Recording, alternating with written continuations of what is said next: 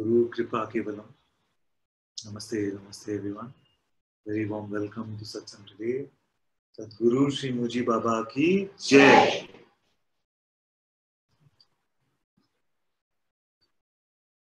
Suppose one day Guruji came to you, but suddenly Guruji was looking like one of these Indian gods with 1,000 hands. And in each hand he had a gift for you. In one hand he had the gift that you will have endless comfort, material comfort. On the other hand, he had the gift that you now are the owner of the power of love. Anybody that you meet falls in love with you. On the other hand, he has a gift that every piece of knowledge in the world, you are able to recall all the scriptures, everything. On the other hand, he has a gift that as soon as you take that gift, you are recognized as the Messiah of this world. Everybody is bowing down to your feet, and you are the Messiah, next Messiah of this world. Thousands of hands are there, and each of these hands has one gift. And he says to you, amongst everything that you see, you have to pick one thing.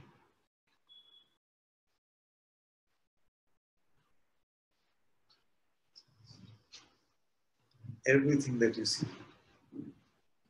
you have to pick one thing. What will you pick?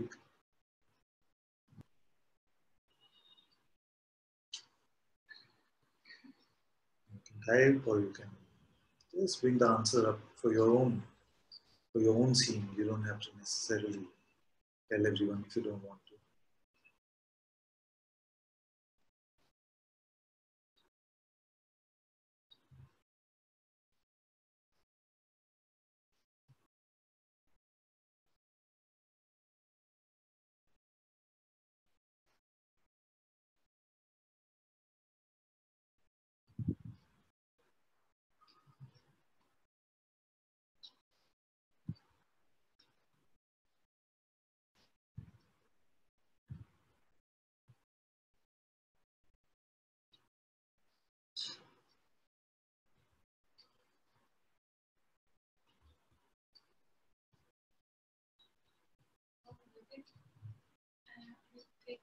I don't know if you said this, but I think like to have those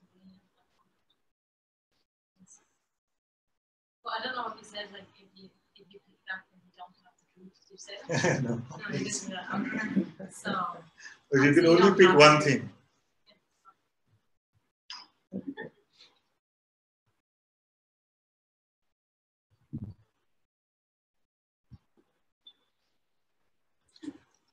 What I didn't say also is that I said from everything that you see, you can pick one thing. Yeah. So, a few of you said that you pick him.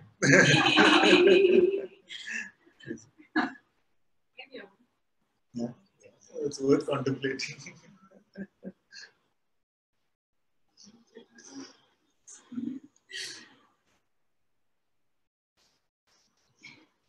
So, although I'm putting it in a funny way, it's somewhat similar to what I have been provoking since yesterday. You see, and I've been saying that, what do you really want? What do you really want? And I know that I've been saying this truth for truth's sake.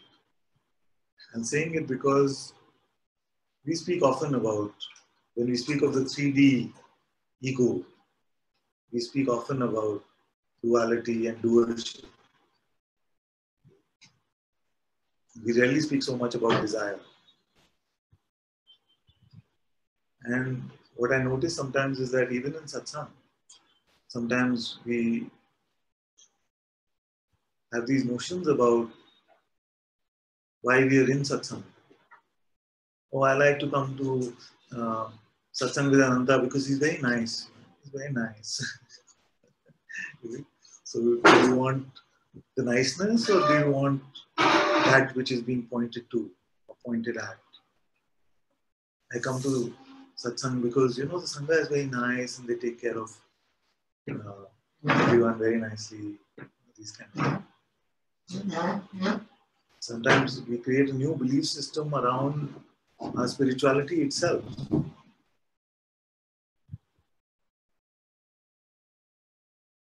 But there comes a time where we become naked, empty of all of these things also. Because hidden behind even these expectations is a sense of duality. Just like in the sense of doership, there is a sense of duality. Just like duality means there is desire and doership. The same way, desire means that there is duality and doership. These three legs are three legs of one table. You pull at any of them, and the whole idea of me is back. Is here.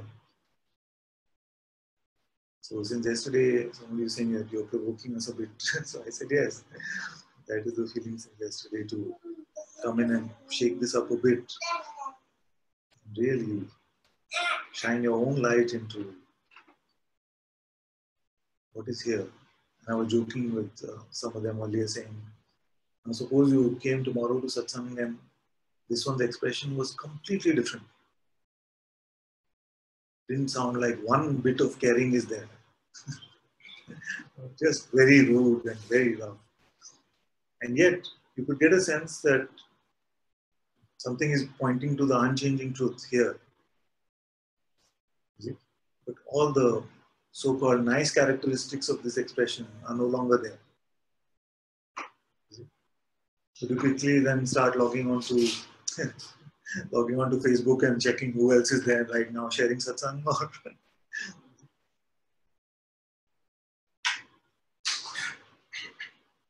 All are preconditions about this truth. All our ideas about I should get truth in this way and not that way.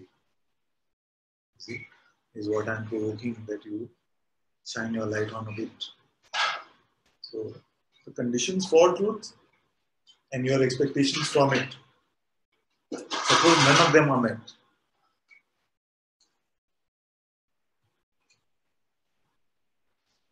The conditions for getting the truth and your expectations from receiving the truth, none of them are met. Are you still here? You can see this participants column. So it's 21. Let's see if that reduces down to.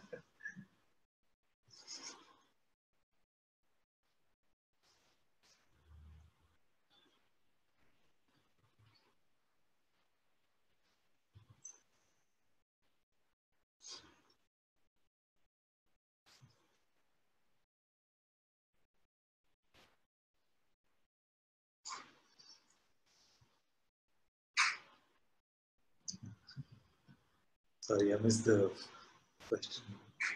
We finished the example. So, Guruji is the embodiment of truth. See? Now, very well, some of you answered it that you would pick him.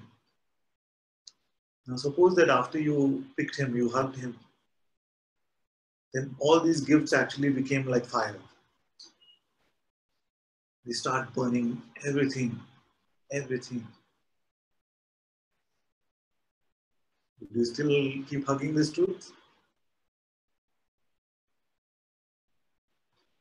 And I know when I say like this, yesterday also I was saying, when I say it like this, it sounds like a bit of a challenge and it sounds like, yes, like, yes, in this for the truth, so like that. But I want this to be more of a, like a somber contemplation rather than a rara sort of thing. Let's just take this within ourselves and just shine our light on it in the solitude of our hearts, where we don't have to expose it to anyone. So, just look. If all that was even the promise of spirituality was not available because you found the truth,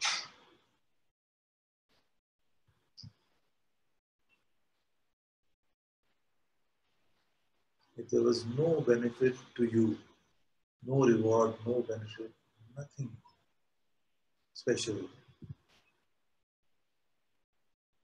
nothing changes about your image, nobody likes you any more than they did before, nothing.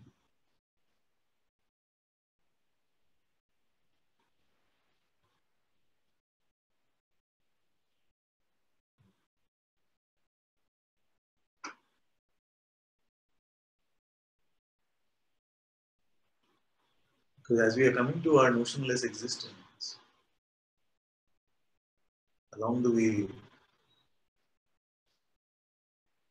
find hiding these notions of rewards, benefits, of getting something, of even of victory. That one day I will achieve this victory of finding the self. You see? So even this notion of victory, suppose this reward was also made up. There is no victory in this.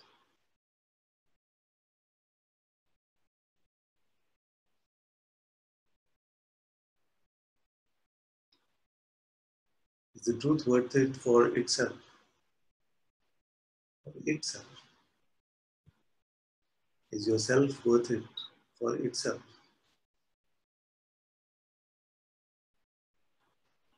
Is the recognition of the self worth it for itself?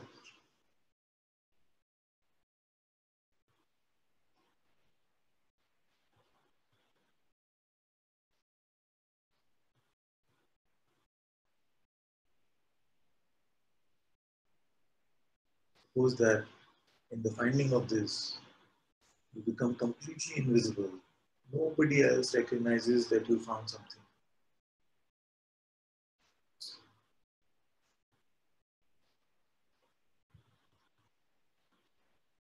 You're not experiencing any new objective feelings. That objective peace, that objective love, that objective bliss, suppose even that is not tasted.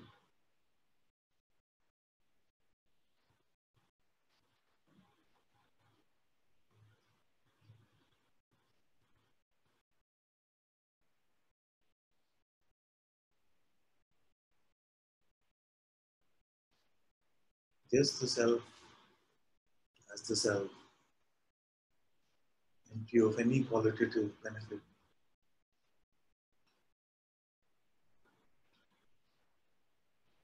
empty of even the proclamation that I'm in this just for the truth. Not even that.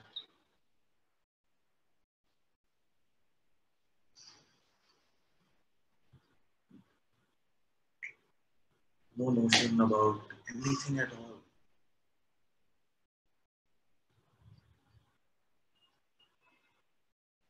No oneness, no duality.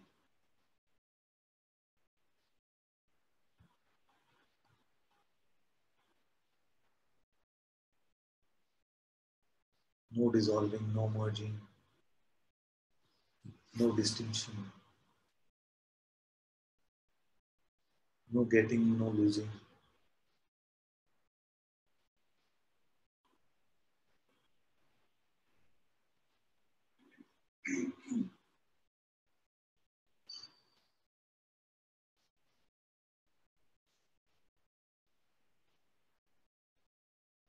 No seeker, no finder.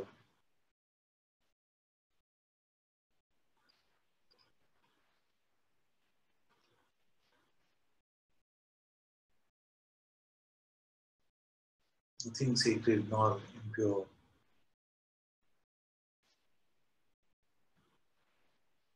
No left, no right, no up, no down.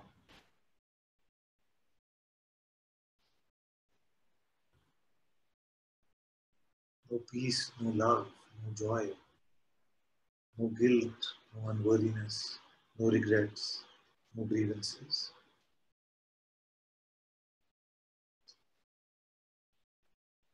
No hell, no heaven, no earth, nowhere to go.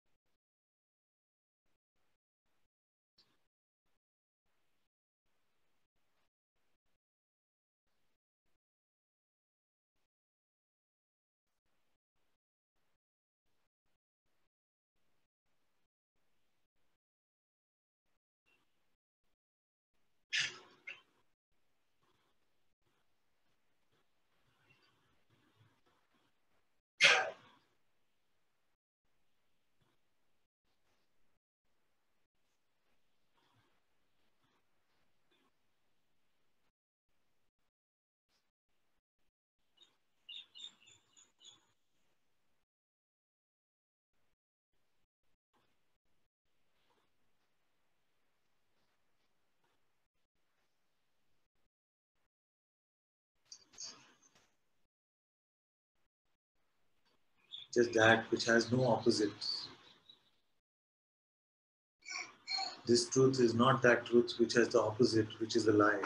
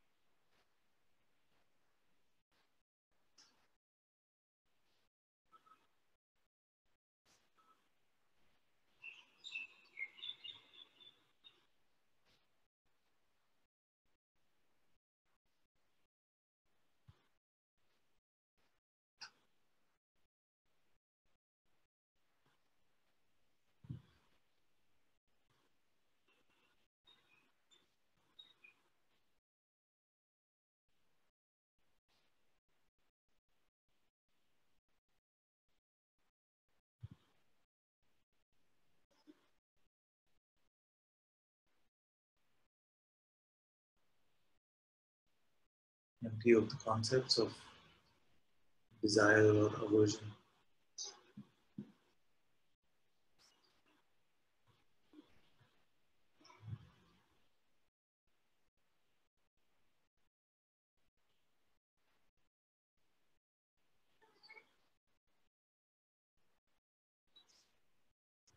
No checking on our state, saying this is what I am.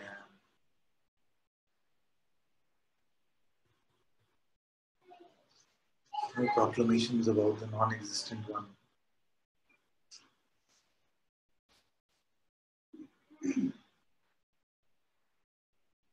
No position of any sort.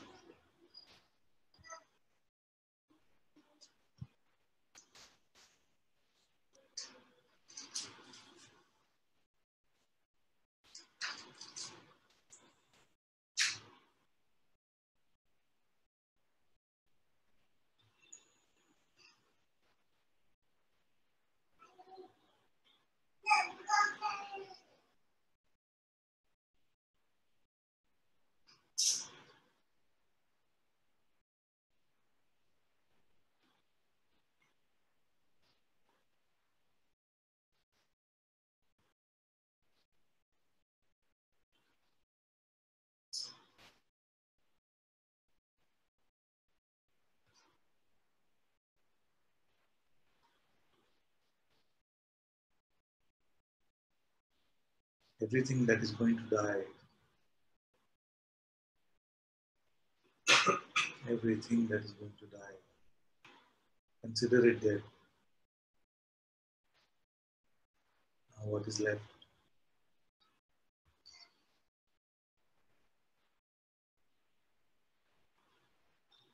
These thoughts that we value so much, these feelings that we value so much, this body that we value so much.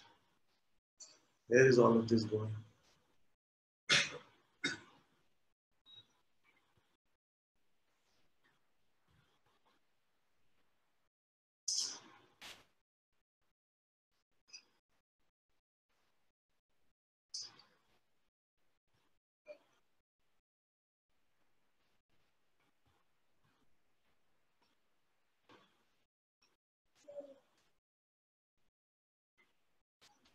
Master says, wake up in the waking state. Wake up even from the waking state.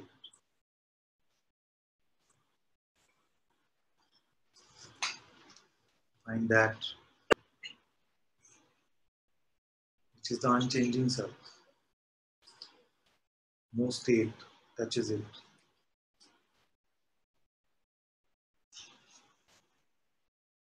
That which is beyond me and you. Beyond anything that I can have or not have.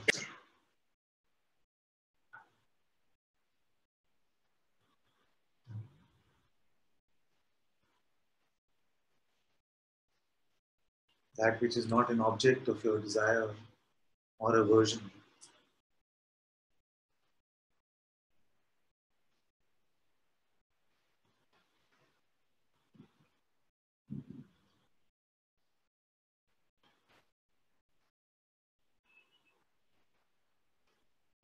Anything that death can have,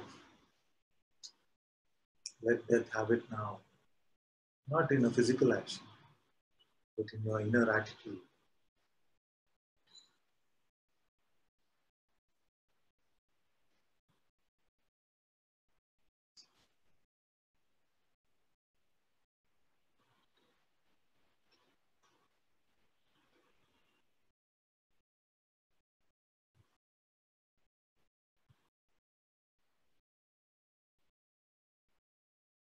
Look beyond this merry-go-round of lights and sounds. This promise of beauty. Find the source of all this.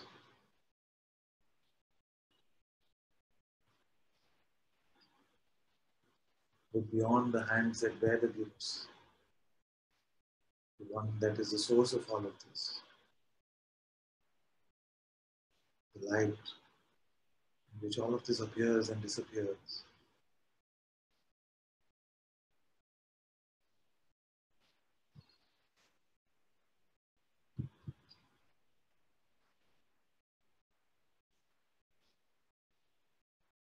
Give yourself this gift today. The gift of God. The gift of the self. The gift of the Sadguru.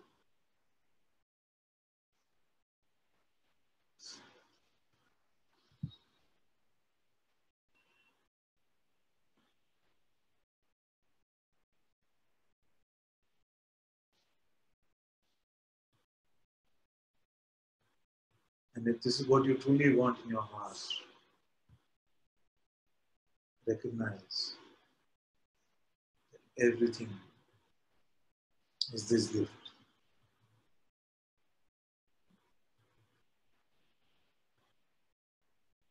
That is the meaning of Guru Kripa Kevalam. All is the Master's grace. If the Sadguru, if the Master is what you truly want in your heart, then what is has to be His grace.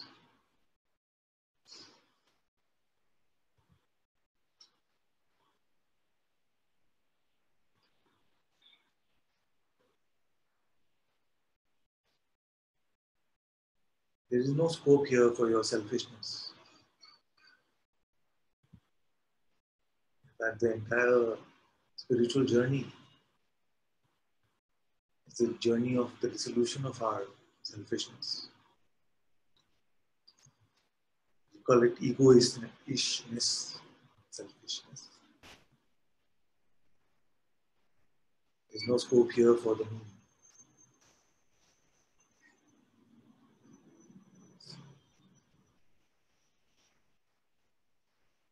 I said the other day that great Indian sage Rahim said, my beloved, this lane is very narrow. Only one can go through. If God is, there is no me. And if there is me, there is no God.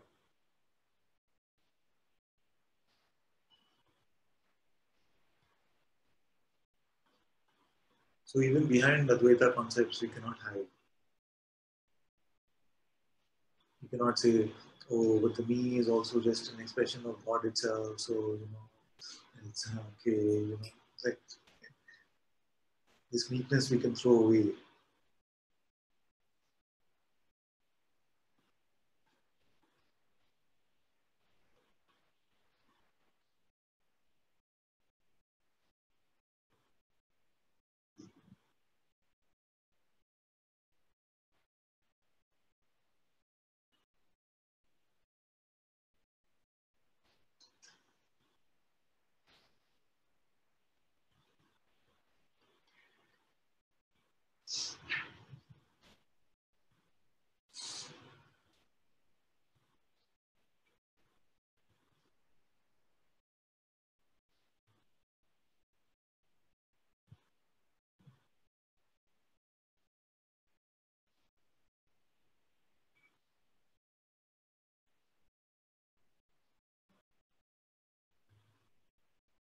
Now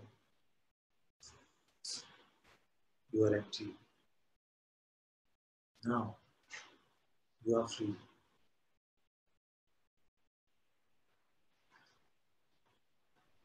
Don't pick up any co-passengers now.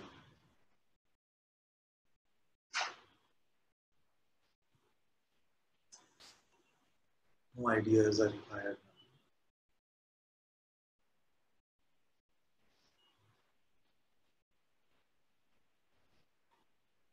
Nothing has to happen. Nothing has happened.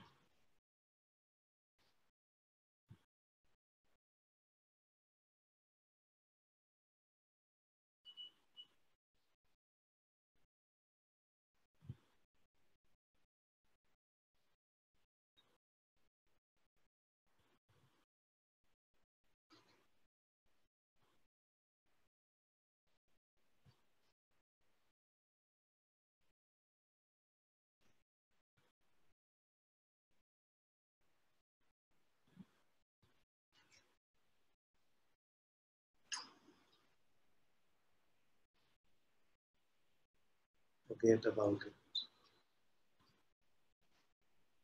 All our proclamations are nonsense. Forget about it.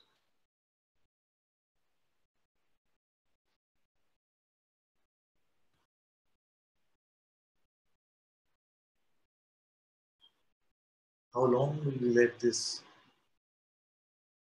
stand-up comedian decide the quality of our existence?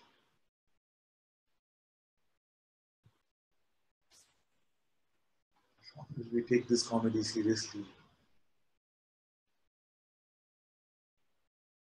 Rushing to positions,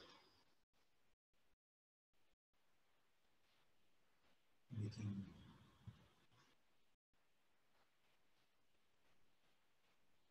speaking jokes as if they are the truth.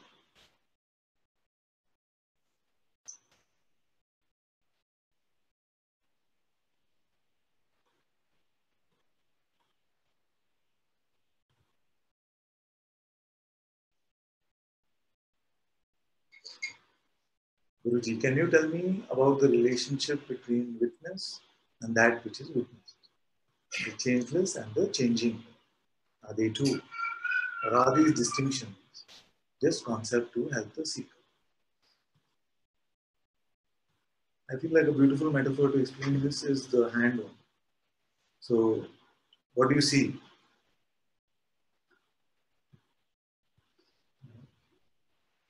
What do you see? What do you see? What do you see? What do you see?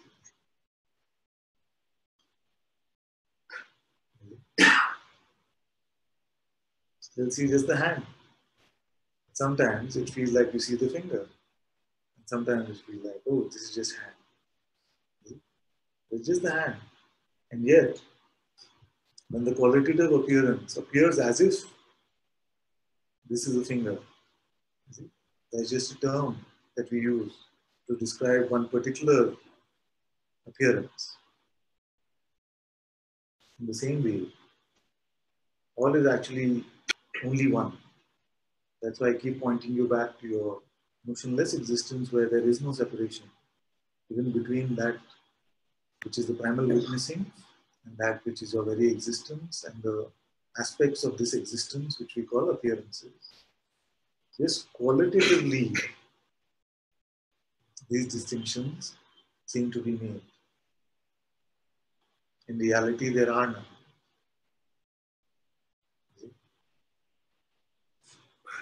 Just in the same way that there is no person, and yet consciousness plays this game of reminding itself that there is not a person. Because emotional object, just an idea, has been presumed to be made real. In the same way, consciousness now has applied notions to its own oneness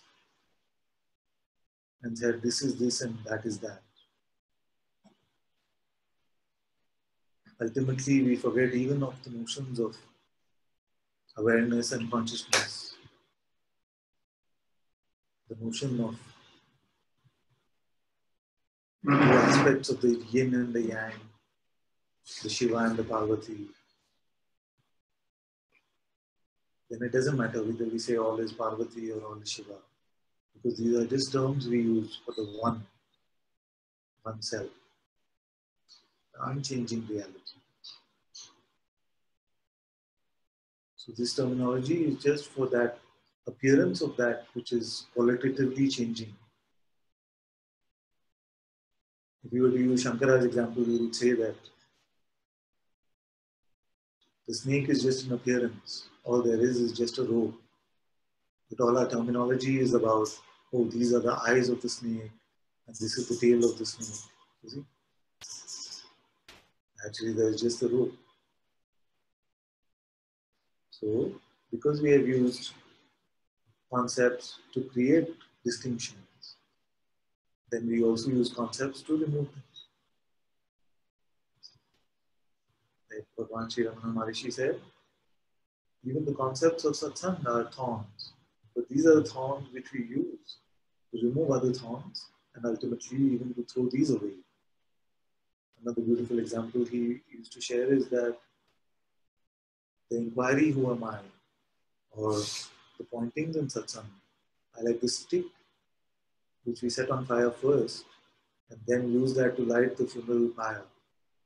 But ultimately this stick also goes into the funeral pyre and is thrown away.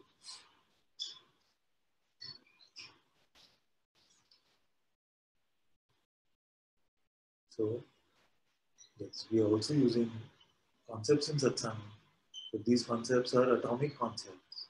And you just need one or two of these to blow up all that belief system, all that you believe to be true about yourself. Because the truth needs no belief, only the false does.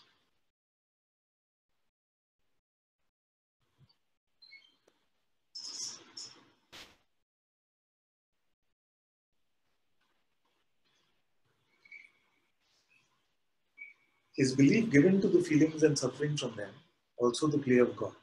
Yes. Everything is just the play of God. Everything is just Guru Kripa Kevalam. And just like once you get some true perspective about this movie, like you are sitting in the audience, you are that which is witnessing this movie, and you are not the character in the movie. When this perspective change happens, then we are easily able to say this. You see? Then we are easily able to say this, that all of this is the light of is happening in the light of the projector, and consciousness is the projector itself and the light itself. You see? But till we consider ourselves to be a character in the movie, then this is just a statement of faith. You see? That which starts off as a statement of faith sometimes is seen to be such a simple reality. But even for the moment, if it seems like a statement of faith, let it be that. if you have that little bit of devotional temperament, then it can just remain as a statement of faith if it doesn't feel clear that all of this is a play of God. So is belief given to feelings and suffering from them also the play of God? It is just God playing with itself. As long as there is an idea that there is a God and a me. You see, suffering is just another term which says that, it's another term to say that I believe that there is God and me. You cannot truly say that I see that there is only God and yet there is suffering. You see, because that is a contradiction in terms. Suffering is just a shorter way of saying that I have a belief that there is a God and there is a me.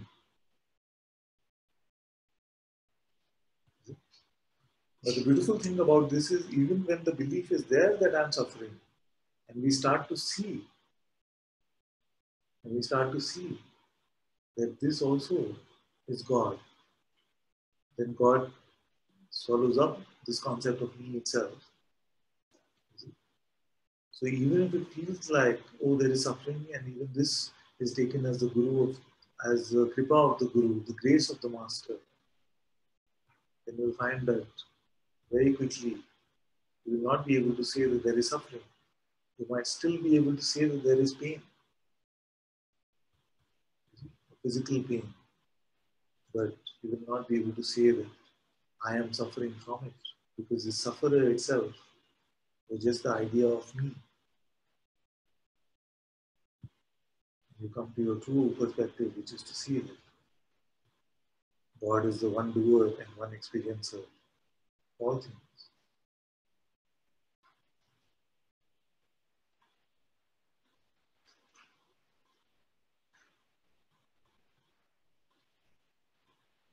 Then, Father, why does the fear of not having what you need arise?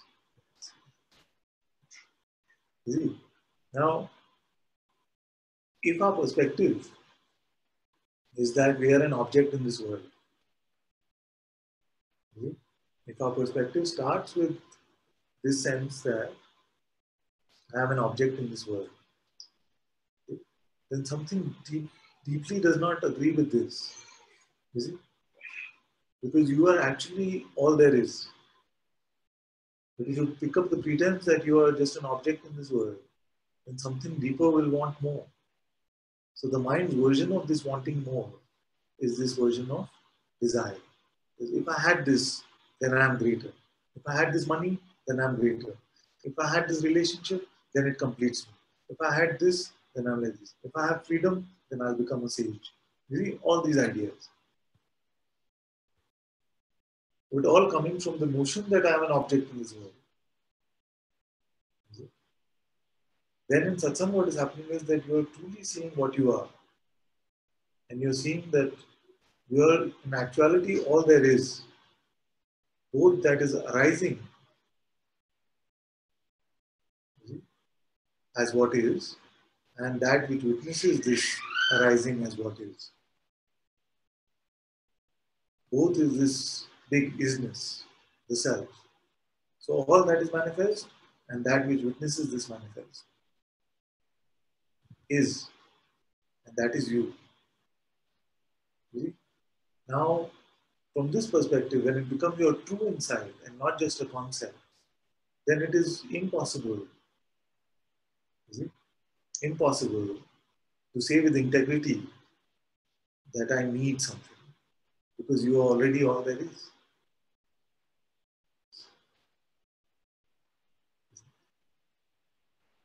So use this longing, even if it feels like fear of not having something, use this longing to propel your inquiry into what you really are.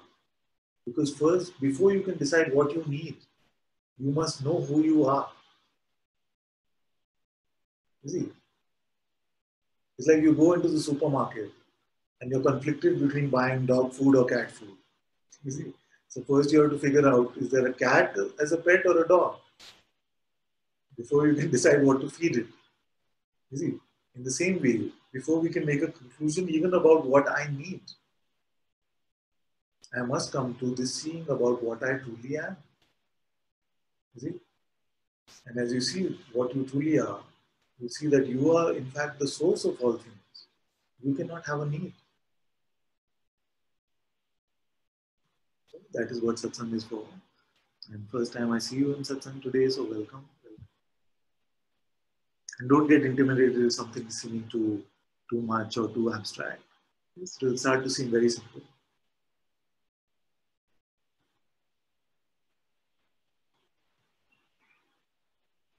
This me, you mean the meow cat or me as the self itself? That depends on what I was saying there.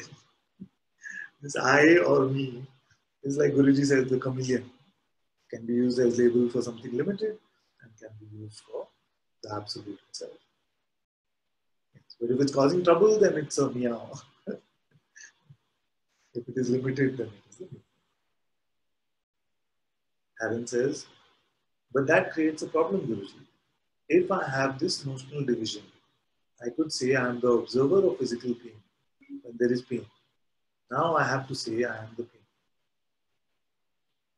That creates a problem, Guruji. If I have this notional division, I could say I am the observer of physical pain when there is pain. Now I have to say I am the pain. Independent of what you say or don't say, there is the experience of pain. There is the experience of pain, and there is a witness of this pain.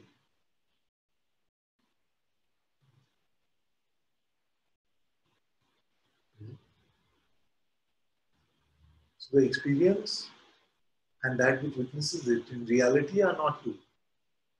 For that we need a notion. See?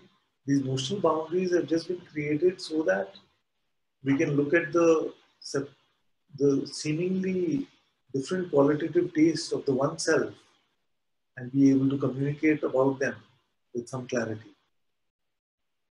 You see? Okay, let me take a bigger example. There is no such thing as the world. The world is just a concept. All there is a set of sensations which I've experienced. We have used a word and we've clubbed all of the sensational perception and said, this is world. In the same way, there is no such thing as the body. Another set of sensational perceptions we have clubbed together and said, yes, this perception, pain, this perception, pleasure, this perception, touch, this perception, taste, this perception, sight, all this perception, all this sensation, we'll club and give it one name, body. But there is no entity like the body. It's just a set of perceptions. In the same way, there is no such thing as the mind. The energy construct that we call thoughts. You see, we club them together. Usually club them along with the construct that we call memory, with imagination, these kind of things.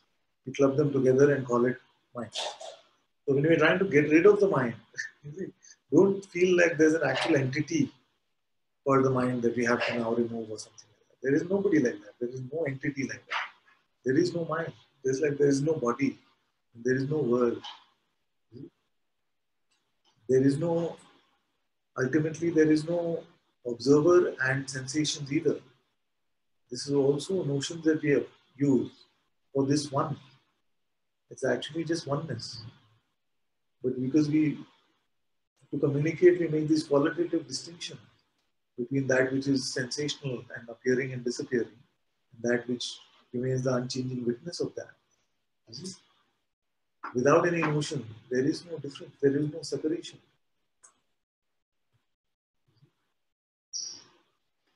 So you don't have to say either, ultimately you don't have to say either that you are the observer of the pain or that you are the pain.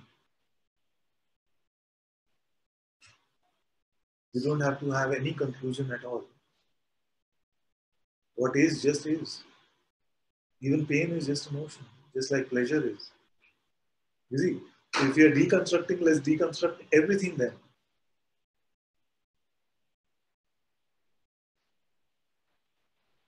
Then we become like infant children. Life goes on for them, but they have no concept of what is going on.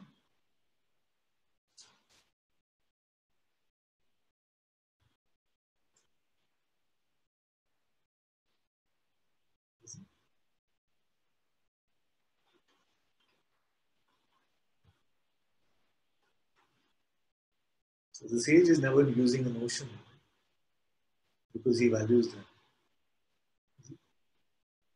Sometimes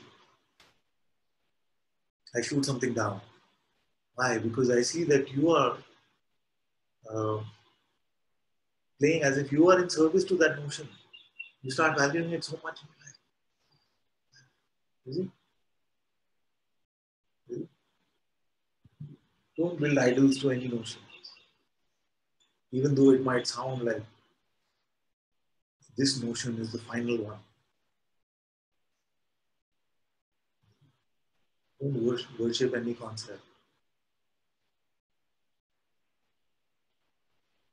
As Bhagavan said, these are thorns that we are using to remove other thorns. Those are the only type of thorns that we can play with. The thorns that we use to remove other thorns.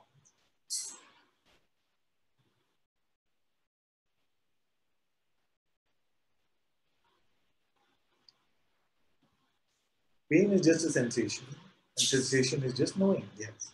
But that sensation has quality, and that quality is pain. Yes. Like a child, the sensation of pain is experienced. The knowingness is there, and the sensation is not separate from that knowingness. It is one. You see? But the child is not labeling it saying that it is pain.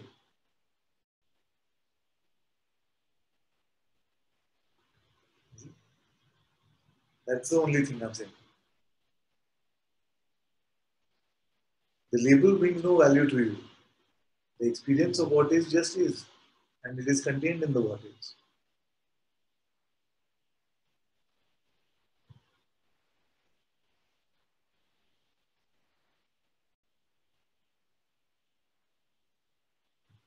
Of course, my dear, she is always in my prayers.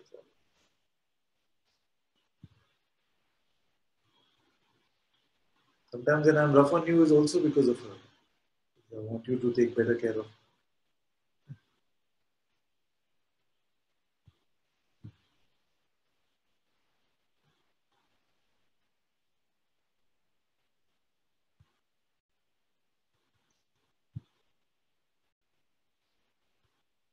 So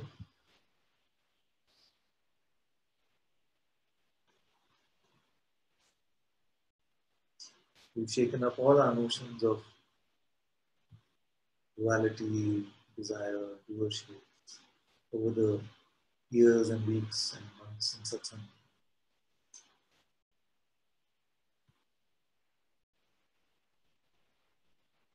We're seeing that we truly cannot conclude anything about anything. We cannot draw any conclusion, any interpretation about this isness, about what is.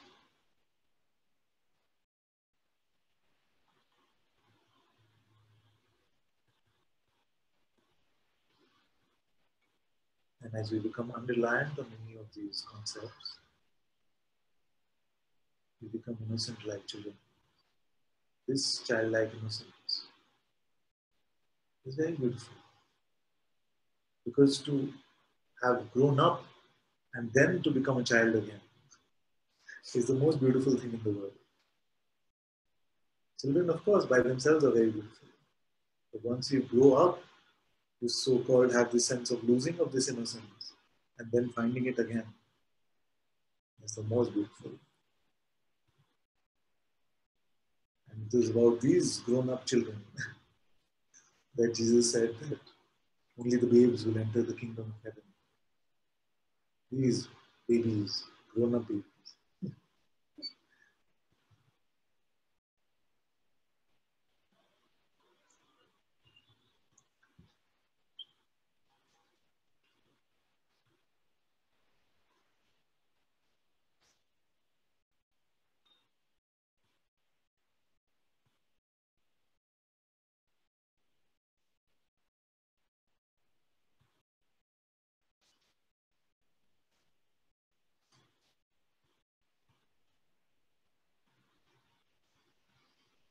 Thank you all so much for being in Satsang today. Sadhguru Shri Muji Baba ki Jai. Sadhguru Shri Ananta Ji ki Jai. Guru Kripa Kevala.